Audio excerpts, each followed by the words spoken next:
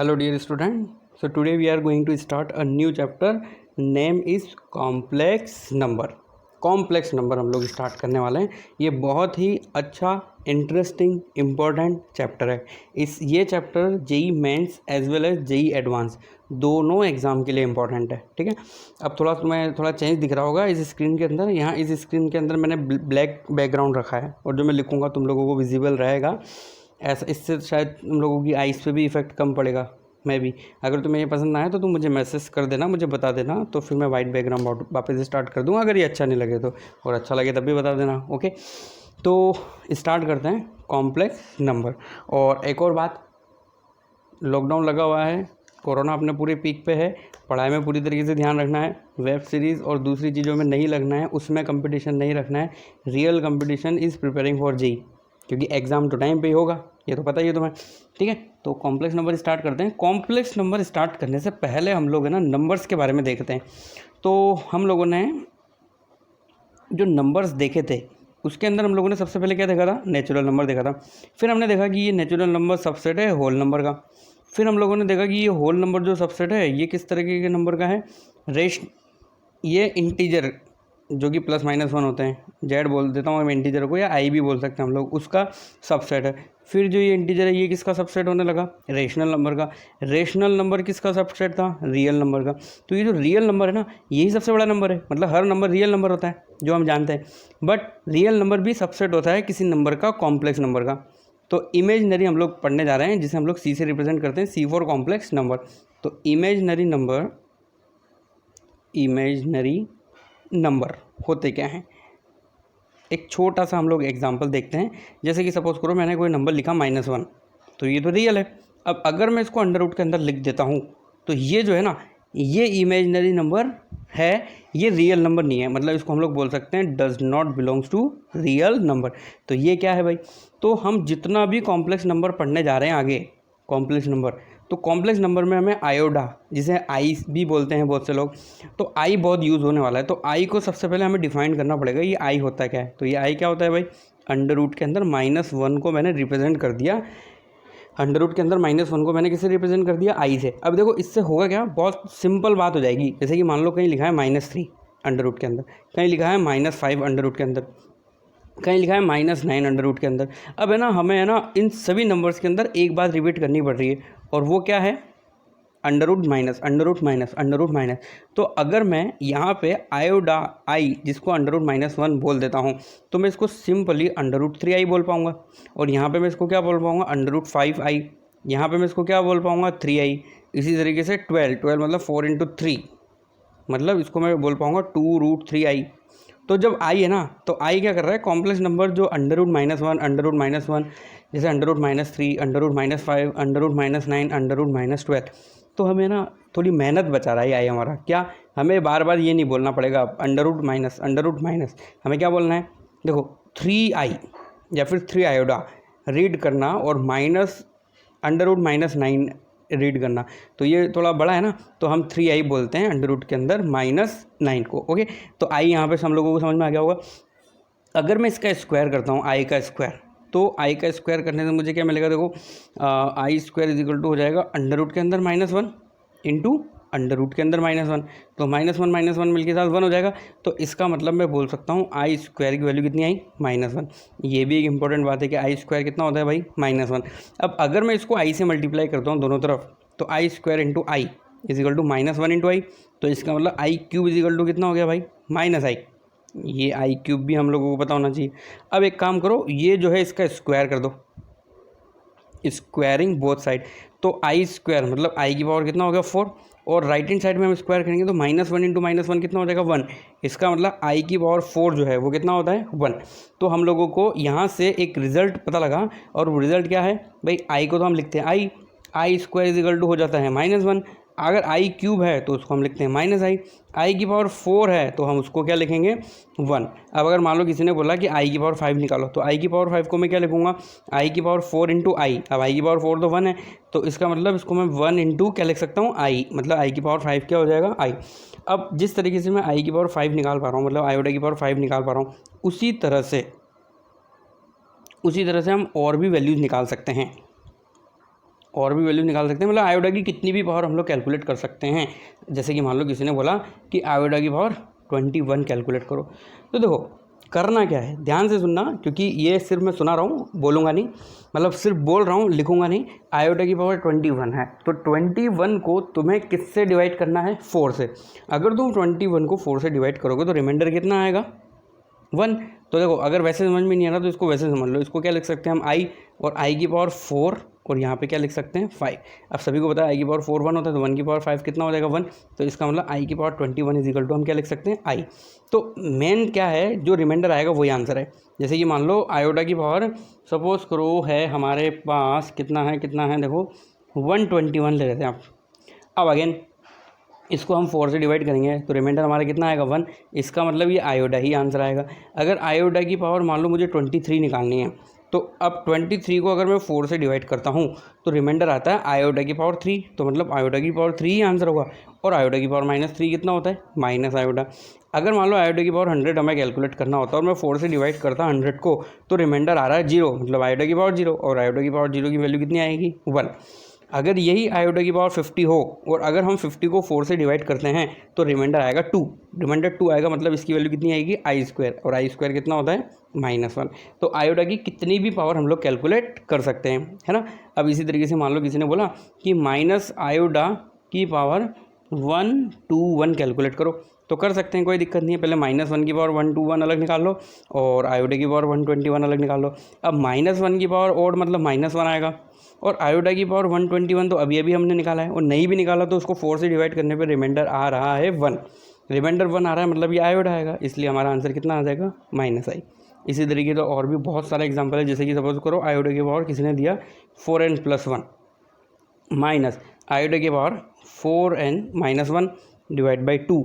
इसकी वैल्यू हम लोगों को कैलकुलेट करनी है। किसी ने बोला ये कैलकुलेट करके बताओ, ओके। तो देखो हम इसको क्या लिख सकते हैं, आयोडा की पावर 4n+1। तो आयोडा की पावर 4n+1 को अगर हम ऐसा लिखते हैं 4n इंटू आयोडा की पावर 1 माइनस आयोडा की पावर 4n इंटू आयोडा की पावर -1 डिवाइड बाय 2, क्लियर। अब देखो आयोडा की पावर 4n मतलब 4 का मल्टीपल, n एक नेचुरल नंबर है, तो इसका मतलब ये वैल्यू तो कितनी होगी 1, ये वैल्यू भी कितनी होगी 1। तो यहाँ पे आया क्या हमारे पास, आयोडा -1 अपॉन आयोडा डिवाइड बाय 2। अब है ना, यहाँ पे एक बात भी हम लोगों को अच्छे से समझ लेनी चाहिए कि 1 अपॉन आयोडा कितना होता है। तो 1 अपॉन आयोडा है, तो देखिए ऊपर नीचे आयोडा से मल्टीप्लाई कर दो, आयोडा इंटू आयोडा स्क्वायर।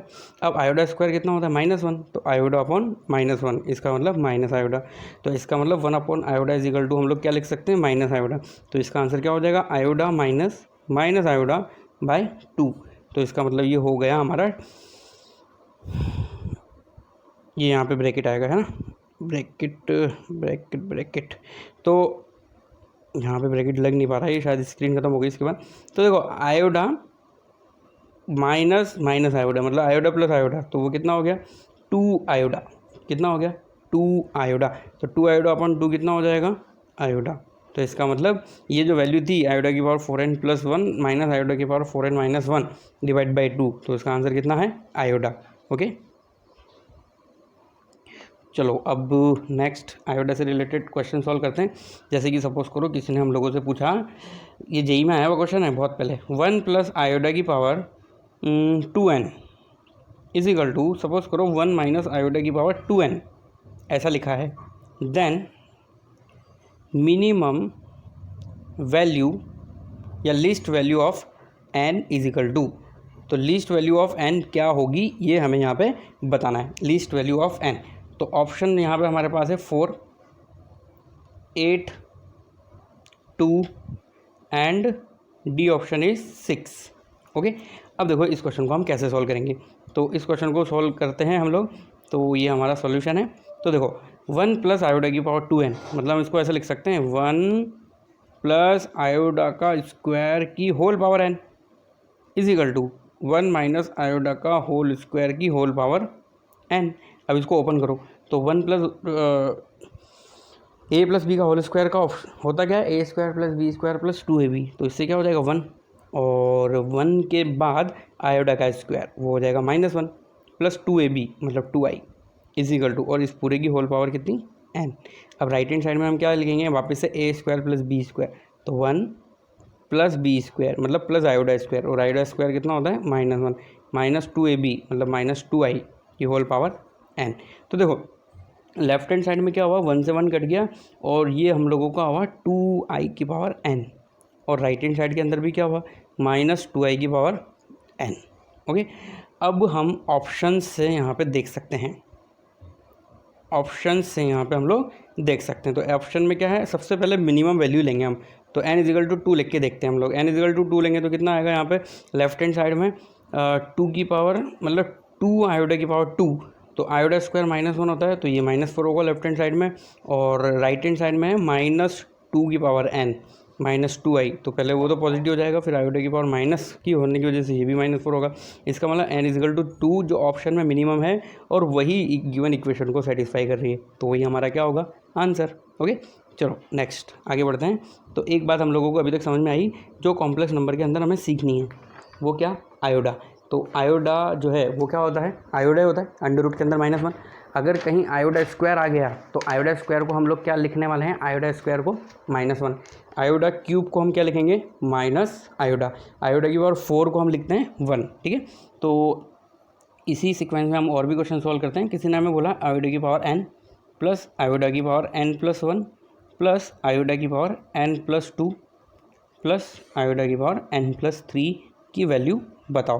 n यहाँ पे दिया हुआ है, नेचुरल नंबर है। ठीक है, तो इस क्वेश्चन को सॉल्व करने का ट्राई करते हैं।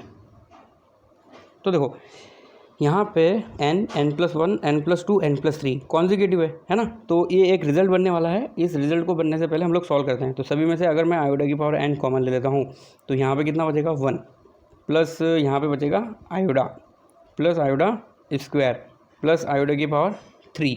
अब हमें अंदर आयोडा की पावर n, बाहर तो वैसे के वैसे रहने दो, ये 1 प्लस आयोडा, आयोडा स्क्वायर कितना होता है -1, आयोडा क्यूब कितना होता है माइनस आयोडा होता है, तो ये माइनस आयोडा से प्लस आयोडा कट, -1 से प्लस वर्ड कट, अंदर 0 आ गया, 0 आयोडा की power n into 0 equal to हमारा आंसर कितना आ जाएगा 0। ठीक है, तो यहाँ से एक बात हम लोग बता सकते हैं कि कॉन्जिक्यूटिव पावर ऑफ आयोडा, अगर एडिशन है उनका, जैसे कि आयोडा की पावर 6 प्लस आयोडा की पावर 7 प्लस आयोडा की पावर 8 प्लस आयोडा की पावर 9, इसकी वैल्यू 0 आएगी।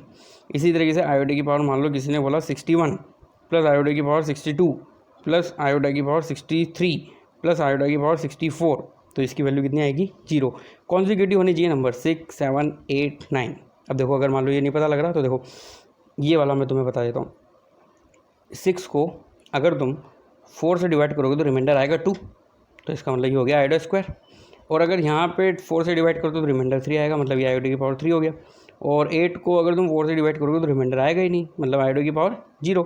प्लस 9 को अगर 4 से डिवाइड करोगे तो रिमाइंडर आएगा 1, मतलब आयोडा की पावर 1। अब आयोडा स्क्वायर कितना होता है -1, आयोडा क्यूब कितना होता है माइनस आयोडा, और आयोडा की पावर 0 1 प्लस आयोडा की पावर 1 मतलब तो आयोडा है। अब देखो ये सब कट रहे हैं तो वैल्यू 0 आ रही है ना, तो कॉन्जिक्यूटिव हो तो सम करने पे क्या हो जाता है 0। आयोडा की पावर 10 प्लस आयोडा की पावर 11 प्लस आयोडा की पावर 12 प्लस आयोडा की पावर 13, इसका आंसर कितना आएगा 0। ओके, चलो नेक्स्ट क्वेश्चन सॉल्व करते हैं। सपोज करो किसी ने हमें बोला कि इसकी वैल्यू फाइंड करो, किसकी, आयोडा की पावर 592 प्लस आयोडा की पावर 590 प्लस आयोडा की पावर 586 प्लस आयोडा की पावर 584, 92 90 और फिर उसके बाद 1 2 3 4 ही लिखे क्या मैंने, 5 होने चाहिए। आयोडा की पावर 588 भी ले लो, जो यहाँ पे मिस हो गया था पहले है ना, डिवाइड बाय देखो हमें वैल्यू किसकी निकालनी है, आयोडा की पावर 592 590 588 586 और 584 सब पावर में चल रहा है, डिवाइड बाय आयोडा की पावर 502 प्लस आयोडा की पावर 5 कितना लें, देखो 562 ले लेते हैं यहाँ पे, 562 ये 562 560 प्लस आयोडा की पावर 578 प्लस आयोडा की पावर 576 प्लस आयोडा की पावर 574, ये पूरी वैल्यू हम लोगों को कैलकुलेट करनी है। तो देखो तरीका नंबर 1, 1 2 3 4 5 1 2 3 4 5 न्यूमरेटर एंड डिनोमिनेटर में टोटल जो नंबर्स हैं वो कितने हैं, 5 + 5 10। तो इन सभी के सभी की 10 की वैल्यू निकाल लो। करना क्या है, जो भी नंबर है उसको 4 से डिवाइड करना है, जो रिमाइंडर आएगा वो आयोडा की पावर आ जाएगी। हम जो आयोडा की पावर में बहुत बड़ा नंबर है उसको छोटा सा नंबर बना के सबकी वैल्यू फाइंड करके आंसर निकाल सकते हैं। बट इसके अलावा इस क्वेश्चन के अंदर और भी कुछ हो सकता है। अगर मैं ऊपर से आयोडा की पावर 10 कॉमन ले लूँगा तो, जैसे मान लो मैंने आयोडा की पावर 10 ऊपर से कॉमन ले लिया, तो बचेगा क्या, आयोडा की पावर 10 कॉमन लेने पे ना 592 था वो, तो 592 में से अगर मैं आयोडा की पावर 10 कॉमन ले लेता हूँ तो वो कितना हो जाएगा, 582 बचेगा कुछ, 582। क्या उससे हमारा काम चल जाएगा। तो आयोडा की पावर 10 अगर हम कॉमन लेते हैं ऊपर से है ना, तो आयोडा की पावर 5 कॉमन, सॉरी आयोडा की पावर 10 कॉमन लेने का वाला डिवाइड करना मतलब माइनस करना। तो ये जो 592 है ये क्या हो जाएगा हमारा 580। तो देखो इस क्वेश्चन के अंदर थोड़ा सा मुझे करेक्शन करना चाहिए, या फिर ऐसा करते हैं ना, आयोडा की पावर 20 कॉमन ले लो तो ज़्यादा सही रहेगा। अगर 20 कॉमन लेते हैं तो आयोडा की पावर 592 जो है उसमें से 20 कॉमन लेंगे तो 72 बनेगा। तो 30 कॉमन ले लो, 30 कॉमन लेंगे तो आयोडा की पावर कितना हो जाएगा, ये 562 प्लस आयोडा की पावर 560 प्लस आयोडा की पावर 568, यहाँ ये वाला लिख रहा हूँ मैं पहले ना, प्लस आयोडा की पावर 566 प्लस आयोडा की पावर 564। ओके, कोई प्रॉब्लम लग रही है क्या। देखो 592 में से अगर मैं 30 माइनस करूँगा तो ये कितना आएगा, 562 यही आएगा। इसी तरीके से 590 में से भी माइनस करेंगे हम लोग तो ये कितना आएगा 30, 560 बिल्कुल सही है। और इसमें से अगर मैं 30 माइनस करूँगा 586 में से 30 को माइनस करूँगा तो वही 655। अच्छा ये 555 आएगा, ऐसा है ना। ओके, तो ये यहाँ पे मैंने 568 लिख दिया है। ओके ओके ओके, तो ये हम लोगों का थोड़ा सा रॉन्ग हो गया, इसको मैं सही कर देता हूँ। देखो यहाँ तक तो सही है, इसके बाद प्रॉब्लम आना शुरू हो गई।